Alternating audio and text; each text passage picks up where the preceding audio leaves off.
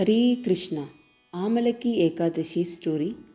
Amalaki Ekadashi occurs in Falgun month during shukla paksha tithi. Falgun month is between Feb to March. King Mandata asked Vasishta Muni about this great fast. Amalaki means Amla. Amla is gooseberry. Indian gooseberry is Amla, or in some region they call it as Avla. And this gooseberry tree is so auspicious that once Lord Rama himself worshipped that tree.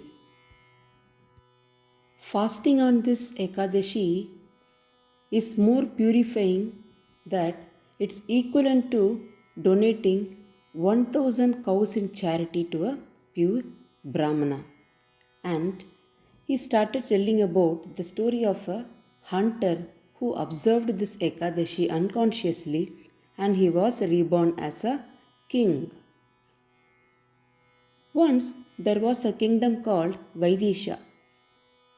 In this kingdom, all the Varnas, all Chaturvarna, 4 Varnas, were having Vedic knowledge, and they were having great strength, and they were all intelligent. And this kingdom is full of Vedic sounds. Not a single atheist in this kingdom, and there was not a single sinner. And the ruler of this kingdom is Chaitraratha. Chaitraratha's other name is Vashabinduka. He is so religious and truthful, and he has the strength of 10,000 elephants, and that he knew the 6 branches of Vedas. During Chaitraratha's rule, not a single adharmi means who is against dharma, and all the subjects engaged in their own dharmas. Brahmanas were doing the fire sacrifice properly, Kshatriyas were protecting the kingdom, and Vaisyas were doing the agriculture properly, and Sudras were doing the earthly activities properly. So there was not a miser, and there was never a drought or flood, and this kingdom was free of disease especially, and everyone was so healthy, and all were engaged in the devotional service to the Supreme Personality of Godhead, Lord Vishnu, as did the king, and they also rendered service to Lord Shiva. Twice a month they observed Ekadashi, and the citizens of Vaidisha lived a long, healthy life. Once in the month of Falgun, this Amalaki Ekadashi arrives. Chaitraratha realized that this particular fast would bestow the great benefit, and thus he and the citizens of Vaidisha observed this very strictly, carefully following all the rules and regulations. After bathing in the river, the king and his subjects went to the temple of Lord Vishnu, where an Amalaki tree grew. This gooseberry tree, Amalaki tree, was so auspicious as told before. Now the king is offering kalash as well as gold, diamonds, rubies, pearls, sapphires, and aromatic incense to Amalaki tree. Then they worshipped Lord Parashurama as well with the prayers, O Parashurama, O son of Renuka, O all-pleasing one, O liberator of the worlds, kindly come beneath this holy Amalaki tree and accept our humble obeisances. Then they prayed to the Amalaki tree, O Amalaki, O offspring of Lord Brahma, you can destroy all kinds of sins we committed. Please accept our respect and these gifts. Whoever is circumambulating this will be freed from the sins. That is, circumambulating the Amalaki tree is very, very auspicious. After offering these prayers, Chaitraratha and his subjects remained awake throughout the Ekadashi night. They prayed and they worshipped according to the regulations of sacred Ekadashi. So, when this was going on, a irreligious man approached the assembly, that is, a hunter arrived. Now, he is so weak and he couldn't move here and there, so he was just watching what the king and the citizens are doing in this kingdom Vaidisha, and he was so surprised, and he also, along with them, maintained the fast. He also was remain awake.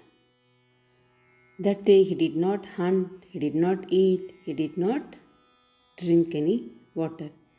And he was thinking, what's going on here? And in this lovely forest beneath the holy Amalaki tree, he saw the deity of Lord Damodara being worshipped upon the asana of a water pot, that is on Kalash. He also heard the devotees singing sacred songs of Lord Krishna and about his pastimes also. Soon after sunrise, that is on Dwadashi morning, the king and his subjects went back to their place. So the hunter also returned to his hut and he happily ate his meal. Dwadashi Parana he did. And in due time, that is, once he became old, he died naturally, and the next birth he was reborn as a king. He was reborn as son of King Viduratha, and Viduratha kept his name as Vasuratha. So, this Vasuratha later became the king after his father. This Vasuratha was the hunter once, and he ruled over the kingdom called Jayanti. Vasuratha was so strong and so fearless, is as effulgent as the sun, and he is so handsome as the moon.